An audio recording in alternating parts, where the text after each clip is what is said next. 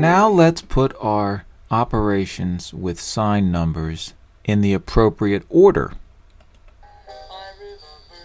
Remember the order of operations? You better.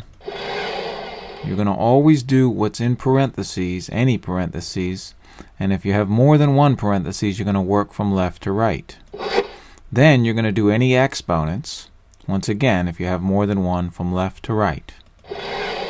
Then do any multiplications or divisions. You don't always do multiplication before division. If you have more than one on step 3 here, you're going to work from left to right. Then you'll do any additions and subtractions, and finally you'll simplify any fractions. Now you're going to use this for the rest of your math life. I'll be back. So you better memorize it, forwards and backwards. Let's play. Here we go. Holy cow! Now this isn't going to be that bad, but you will need to know the order of operations. I'm going to call this the circle and right method. We're going to circle only one operation each time. Now the first operation we have to do is what's inside parentheses. And we only have one set of parentheses, so we'll do that. Remember that -8 plus 5, we have one of each, a negative plus a positive, so we're going to subtract and use the sign of the number with the larger absolute value, the -8. So this is going to give us a -3. Okay, that's our parentheses. Now the next thing is any exponents. Well, let's see. 4 to the 2th power is 16. 4 times 4. Okay, parentheses, exponents. Now multiplication. When there's nothing between that 6 and that -3, we're going to do multiplication. Now note, we have a positive and a negative, so we count the negatives with multiplication. We have one negative, and that's an odd number, so our answer is going to be negative. I can write it like that. Okay, that's all my multiplications and divisions. Now, we'll write up there. Let's do any additions and subtractions. Instead of working from left to right, I'll work from top to bottom. These two numbers have the same sign, so they just combine, -2 and -18, to a -20. And this subtraction isn't that bad either, 16 minus 6. Lastly, I will reduce this fraction by going -20 divided by 10. Now, a negative divided by a positive, there's only one negative, and 1 is an odd number, so the answer is going to be negative. Genius! That's what it is. Sheer genius! It's not that bad. You have to follow the order of operations. Next. This one seems a little bit easier, but people always seem to mess these up because they're in a hurry. You've got to have discipline and follow the order of operations. Now the order of operations is to do parentheses, there isn't any. Then exponents, there isn't any. Then multiplication, we have 2 multiplications. We'll do the one on the left first. That's a positive times a negative, so I get a -60. Then I'll do the one on the right. Don't even think about plus yet. Negative times negative here is going to be a positive. So I have a -60 and a positive 18.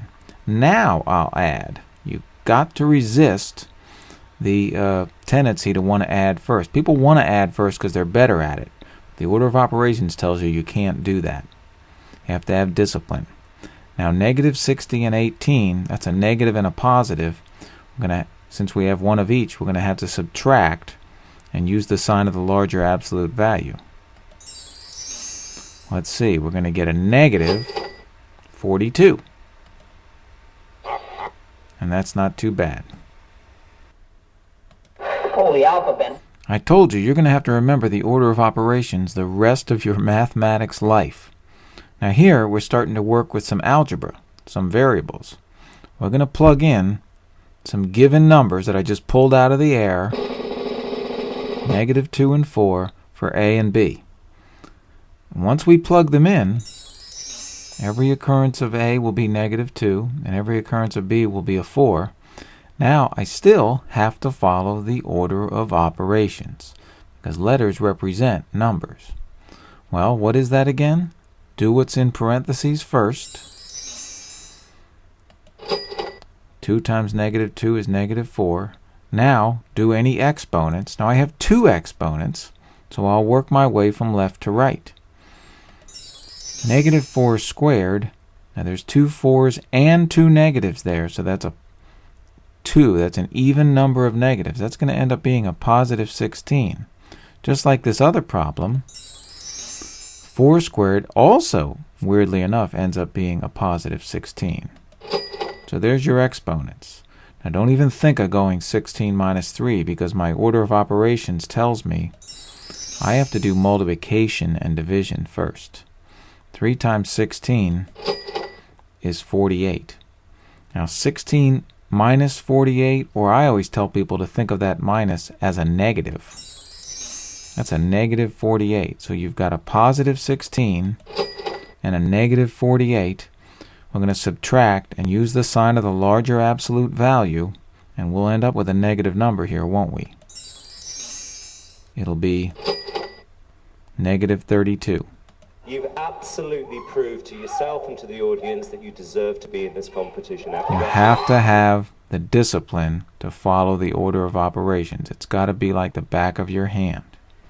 Why does this keep happening to me? Now, variables are called variables because they vary. We could take the same problem and put in different numbers for A and for B. In this case, let's put in a 3 for A and a negative 2 for B.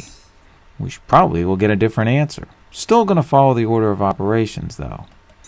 Do what's in parentheses first. Now we'll do our exponents from left to right. 6 squared, 6 times 6 is 36. And that minus, don't do multiplication yet. You have to do your exponents. Minus 2 squared is minus 2 times minus 2 is a positive 4. Now don't you dare, once again, do that 36 minus 3. You've got to do your multiplication first. 3 times 4 is 12. Now simply 36 minus 12 is 24. You've got to have discipline and follow the order of operations. Okay? Thank you, sir. May I have another? Let's look at a different expression and different numbers to plug in. In this case, every occurrence of x, I'm going to put in a 7. And every occurrence of y, there's 2 in this case, I'm going to put in a negative 3. Still have to follow the order of operations. First thing to do, interestingly enough, is what's inside parentheses, and there isn't anything to, while there is parentheses, there isn't anything to do inside parentheses. So I can skip that step. Now I'm going to have to work my way from left to right amongst the exponents. 7 squared is 49. And negative 3 squared, negative 3 times negative 3 is positive 9. Now, that's parentheses, exponents, multiplication. 2 times 9 is 18. Now I have additions and subtractions here, but I'm required to work from left to right amongst them.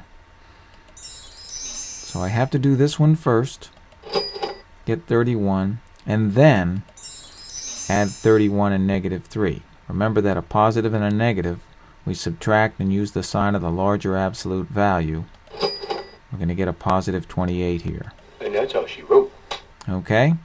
Now, remember, again, that variables You'll come again. can vary. So we could take the same expression and get a different answer by plugging in different values. This time, every occurrence of x, we're going to put in a negative 5. And every occurrence of y, we're going to put in a negative 2. We are mean, lean, negative machines. There's nothing to do in parentheses, while there are parentheses. So I'm going to work my way amongst the exponents next. Negative 5 squared, negative times negative, an even number of negatives, is a positive 25. Same thing here. Negative times negative is going to be a positive 4. Now, don't even look at 25 minus 2. You have to do your multiplication first. 2 times 4. And work your way amongst the subtraction and the addition from left to right. 25 minus 8. And then 17 plus negative 2. A positive and a negative. You're going to subtract and use the sign of the larger absolute value. And that's your answer. Now there's one concept that my students screw up very often, and I'd like to review it specifically. Pay attention, son. This is for your own good. This expression looks very easy compared to what we've been doing, but people seem to mess it up. Let's try evaluating this when we plug in a negative for A. Now that's for A, and notice there already is a negative, okay? But I want to plug it in for A. Now remember the order of operations. We have to do the exponent first. We have to operate, if you would, that 2. So the 2 only has power over the A, not the negative sign in this case. The negative's going to, whether you want to treat that as a subtraction or a negative, it's going to have to get done after we do the 2, isn't it? Because the order of operations says to do that. So we bring him down. He's done later. I'll be back. We'll get him. Now, we're going to square Make it so. the negative 2. Do that first. Negative 2 squared, 2 negatives, is going to be a positive 4. Now, I meant to do that. don't forget your other negative, and you get for this expression a negative 4. Now if we take the same idea Warning, warning, warning. and throw in parentheses, it's a whole different schmagoogie. Let's put in negative 2 in this case for A. Once again, we have to do what's in parentheses first. That's what our order of operations. Well, now there is something to do in parentheses. Well, ooh la dee da. Okay, and note that the parentheses give this big black 2 power over the full parentheses, where it used to only have power over the A. So I'm going to do what's in parentheses first here. What is there to do? Well, I see 2 consecutive negatives. What have we told you to do with 2 consecutive negatives? Certainly. We turned it to a positive. Now we've done what's in parentheses first. Now we can do exponents. And we get a positive 4. Completely different answer when you have parentheses. Nip it in the bud. So please note that parentheses make a big difference, and be careful. Follow that order of operations.